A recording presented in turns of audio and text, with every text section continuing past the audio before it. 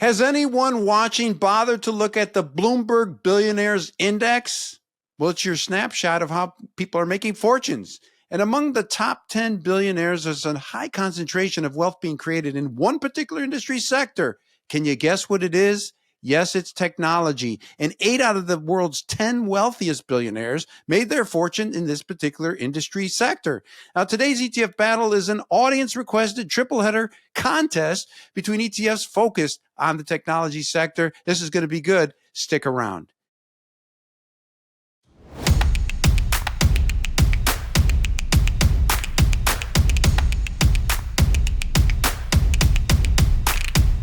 You're watching ETF Battles. I'm DeLegge. This is season 6 of our original series. And if you're new to our channel, well, welcome aboard. Be sure to hit that subscribe button and the like button if you've been enjoying our content.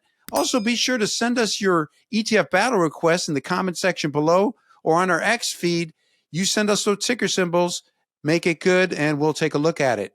Now, also in the description section below, I've got links to our program judges. Get in touch. I've got links also to our program sponsor, Direxion, who has been expanding their ETF lineup. They've got a mess of single stock ETFs, which have taken off in terms of popularity and trading volume and assets. So check that out. And let's get right to it now. We've got today's audience requested ETF matchup given to us from TDO123. That's the viewer. And it's a leveraged tech products between Roundhill, Rex Shares, and Direxion. And when we think about technology, it encompasses so many themes from AI to blockchain to data storage.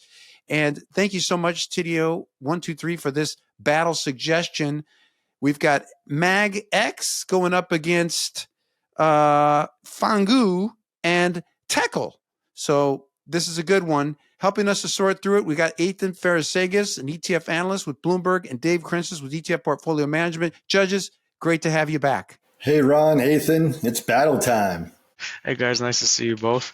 Yeah, so we got cost, exposure, strategy, performance, and mystery as the 4 categories. We're going to blaze right through them, give our judges an opportunity to weigh in. At the end of the show, we'll declare an overall winner. Keep in mind, none of the battle outcomes on this program are ever predetermined or known in advance by myself or our judges. The first category is cost. Let's kick things off with Dave. Dave, please get us started. You know, Ron, we did our first epic FNGU battle back in June 2020, and I called FNGU the LeBron James of funds. And now that Luka Doncic was just traded to the Lakers this month, you know Lakers Showtime is back. It's going to be amazing. Now, on cost, these 3 leveraged tech funds all charge about 0.95%. And while that is far more than the unlevered S&P or NASDAQ 100, these levered funds give you 2 times to 3 times your principal exposure. Plus, they offer more targeted position concentration, which can be good at times. And while the cost category could easily be a split decision, I give the cost win to FNGU for superior total value. And that said, FNGU is an ETN, which is an exchange-traded note. So investors must be aware of the factors regarding issuer risk and the maturity date. All right. Well, thank you for that strong start and taking a dig at Western Conference teams, non-Laker teams. I don't know how that's going to be received by the viewers, but thank you very much, Dave. Athan, you're up next on cost. How do you see it? Well, I am reporting from the East Coast over here. You guys are on the West Coast, but they're all a little on the higher end. Just keep in mind, because they're all leveraged. They're anywhere from 94 to 95 basis points. They're all in the same category. The reason they can charge a little bit more is because typically people won't hold this for a long time. They're kind of in and out of it, so the fee tends to be a little bit higher.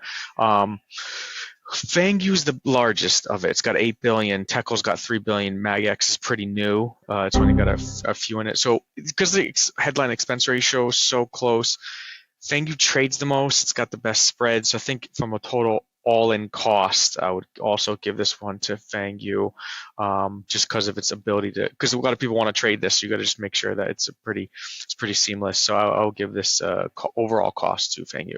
That takes us next to exposure strategy. And Athan, you're still up, so break it down for us. Yeah, so this is obviously it's all tech focused, but they're all slightly a little bit different. Start with FNGU. So that's the FANG names. If you remember that acronym, we love acronyms, right? But it's the FANG stocks plus a couple others. So it's 10 stocks total, very, very concentrated. It's Apple, Amazon, Nvidia, those types of names. So just keep in mind, super concentrated portfolio. Then we'll go second to MAGX, which is pretty self-explanatory. It's the Mag 7. So that's Apple, Microsoft, Amazon, Meta, Nvidia, etc. Again, only 7 stocks, very, very concentrated. TECL is essentially going to be just 3x on XLK. So yes, it'll still be kind of heavy weighted towards Apple and Nvidia and Microsoft at the top, but you're getting all the S&P 500 tech names in there. So it's much more diversified. It's still within tech. The one thing to mention, MAGX is 2x. The other 3 are 3 times, or the other 2 are 3 times leverage. Just something to keep in mind. I think, frankly, the way the industry's going, it's going more towards more concentration, right? So if you want something that's very, very concentrated, you're going to use FNGU and MAGX. But I think just given that tech tends to be heavily weighted anyways, you are getting some pretty top-heavy exposure in TECL anyways. I like MAGX for exposure. I think the Mag 7, you're getting that anyways in TECL, so I think it's nice with MAGX. You can just focus in on that. Concentrations, these bets have been paying off in the market, being more concentrated. That's just how the industry is going. So I will give the exposure point to MAGX. Dave, you're up next. How do you see it when it comes to exposure? Well, all 3 of these funds have phenomenal exposure to leading growth companies. And as Athan articulated, FNGU gives you 3 times leverage with equal exposure to 10 big liquid tech stocks, which do change at times. MAGX is 2 times leverage on the Mag 7, and TECL is 3 times leverage on the technology index. And it's interesting to note, of these 3 funds, MAGX is the only one that currently includes Tesla. And investors should be super careful with risk assets, especially when using leverage, and even more so with extra position concentration. At ETF PM, we typically favor wildcard ETF symbol TQQQ for the 3 times NASDAQ 100, which has broader diversification. You know it was coming?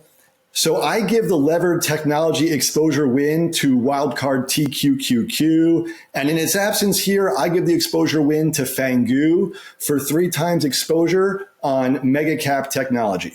All right. Well, that takes us next to performance. And Dave, you're still up. So break it down for us. How do these 3 products match up? Now, performance can be confusing when looking at multiple time frames.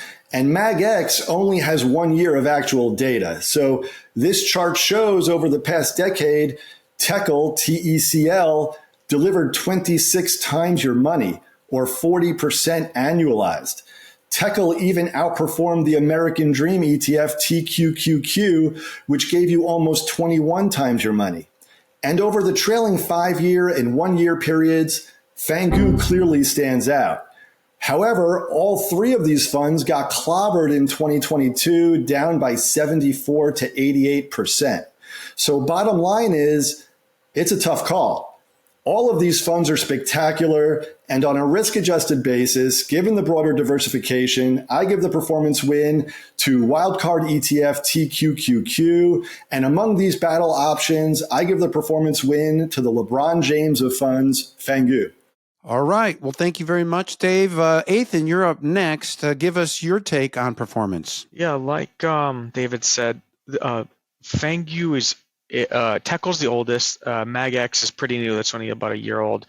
FNGU is from 2018. It's kind of a fun fact. At one point, TECL was the best performing ETF of like all time. Obviously, you can imagine, right? 3x Tech has been very, very good. So over the long run, it's been phenomenal. Over the same time frame from when MAGX launched, it's pretty much the same as FNGU. Again, it's mostly the same stocks, but like David said, you're not getting Tesla, but the performance has been really, really close. Wait a second. Isn't Tesla? Just wait a second. Isn't Tesla included in TECL's underlying index? Because that Tesla is part of the S&P 500 now. No, but it'll be discretionary. What do you mean? I think it'll be in the consumer discretionary sector versus TECL will Oh, just be XLK essentially. So you're gotcha. getting Amazon, yeah, yeah. It's kind of but in the MAGX and you'll get it, and so that doesn't necessarily just look at the S&P 500 sector. Makes sense. Yeah, because Yeah, Tesla's one of those weird companies that yeah, has it. It's like, is it consumer? Is it tech? Is it what is it? exactly. Because it's got its hands in so many things. Yeah. So that's a good point that you mentioned that. Just clarify that point again, because it even got me confused, Ethan. Yeah, sure. So about TECL, a lot of people might be thinking you're going to get Tesla in there, but just the way these classification system works, Tesla's technically a discretionary stock. So it would fall in the XLY, not in the XLK, and TECL is 3XX XLK. So just keep that in mind. You'll get it in the Mag 7, but you won't get Tesla in tech. It doesn't traditionally fall in that sector. But on the and then even just because you're getting more diversification with TECL, that actually hasn't worked to your favor since their common inception date. But I think just it's been so hot right out of the gate, and you rarely see that. I'm gonna give it to MAGX. The performance, it's only a year old. It's basically like FNGU, and I like FNGU too. It's been around for a long time. It's performed really, really well. But I like that. I like this 2x mag exposure. It's coming hot right out of the gate. So I'll give the performance. I like the new ETFs too, and very concentrated. But I'll give this one to MAGX. All right. Well, that takes us to the mystery battle category. This is where our judges can name a certain factor or any factor that they feel is crucial to today's contest. So, Athan, what is your mystery battle category, and which of these products wins it? Sure. I will. It's something that David alluded to earlier, in that FNGU is an ETN, and the other two are ETFs. So just a distinction for investors to just know that the ETN is technically a note, bank backed in this case by Bank of Montreal. It's nothing to really worry about. It's not like it was during the financial crisis. These are very well, capitalized, and got $8 billion in assets. But one thing interesting about that one, it won't pay out any interest. Sometimes these leveraged stuff will still have a capital gain distribution or be paying out income. You're not going to get that with the ETN. So it's got a little bit of a tax edge to it. So I will give that mystery category to FNGU, just of its unique structure being an ETN. Dave, you're up next. Give us your mystery battle category. What is it, and which of these products wins it? Well, my mystery category is still position weighting. And at ETFPM, we could allocate up to 60% of our active strategies in TQQQ, while we would cap exposure to these other more concentrated funds closer to 20%. So I give the position size win to wildcard TQQQ for broader exposure. And in its absence, I'll call the position size a split decision. Well, now we move to the part of the program where our judges can give us their overall battle winner. So, Dave, you're up. Give it to us. Ron, to recap this leveraged technology love fest, these funds are all incredible. They are all capable of delivering sensational performance at times. Obviously, given their risk, people must have the right position size or use active risk controls to protect principal. Regardless, go slowly and be super careful. That said, I do believe top leveraged funds and cryptocurrencies are the future of investing. And it's very interesting to see how much the time period matters. This past decade, TECL beat TQQQ. However, over the past 15 years, TQQQ strongly outperformed. This graph shows TQQQ delivered 215 times your money versus 133 for TECL. So I give the leverage battle win to the more diversified wildcard TQQQ. And among these three amazing battle funds, I give the win to FNGU. All right. Well, Athan, your final chance to weigh in with your overall winner. Give it to us. I think Dave nailed it. At the end, they're all great because they're all U.S. tech, right? And it's been it's a great thing to own, no matter which one of these that you pick. I'm actually going to go the opposite of the diversification case that David said, and I want to be concentrated. I'll take MAGX. It's got Tesla in there too. Combined, these end up having about a 35 or so % weight of the S&P anyways, right? So you're sort of just getting the top part of it. So I like that very concentrated basket, and it's only also 2x. So yes, it's concentrated, but it's got a little bit less leverage than the other two. So I think overall, I'm going to give it to MAGX. I like being concentrated when it comes to this type of stuff. So overall, MAGX. Well, our judges have spoken.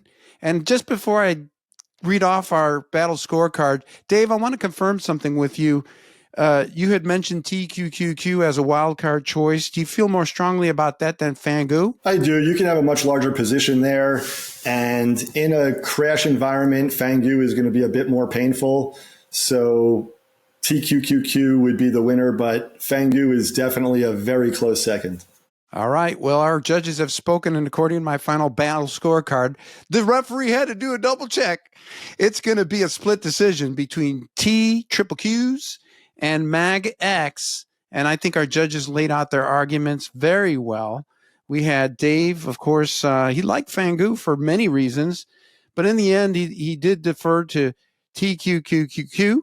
That's 3 Qs, which depending on the time frame you've been looking at, it has underperformed or outperformed in various time frames, but it has very, very impressive performance, historical performance. Of course, we don't know in the future how it'll do, but nevertheless, that was his choice. And then we've got Athan favoring MAGX, which is a relatively new ETF, focusing on those Mag 7 stocks. And of course, he made his argument very strong in favor of, concentrated exposure. Now, of course, with all these products, they do use daily leverage at resets on a daily basis. And so that's something also to be aware of.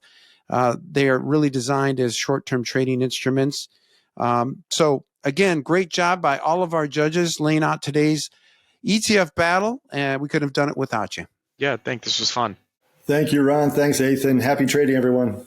Well, again, thanks to Dave and Athan for sharing your timely insights and today's ETF Showdown. Keep up the good work. Be sure to visit the description section below for links to our judges. And also, while you're there, check out the link to our program sponsor, Direxion. As I mentioned earlier, lots of choices if you're looking at leveraged long or leveraged short in various iterations, 2x, 3x. If you're looking for something, Direxion probably has it. So be sure to check that out, from single stock ETFs to broader diversified indexes, as well as sector indexes. Just so many choices. Again, be sure to visit Direxion.com to learn more. A big thanks to TDO123 for this episode request and suggestion. It was good. What about you? Do you have any matchups in mind that you'd like to see? Well, be sure to send us your ETF ticker symbols in the comment section below or on our X feed at ETF Guide. I'm Ron DeLegge. Thanks for watching. We'll see you on the next episode.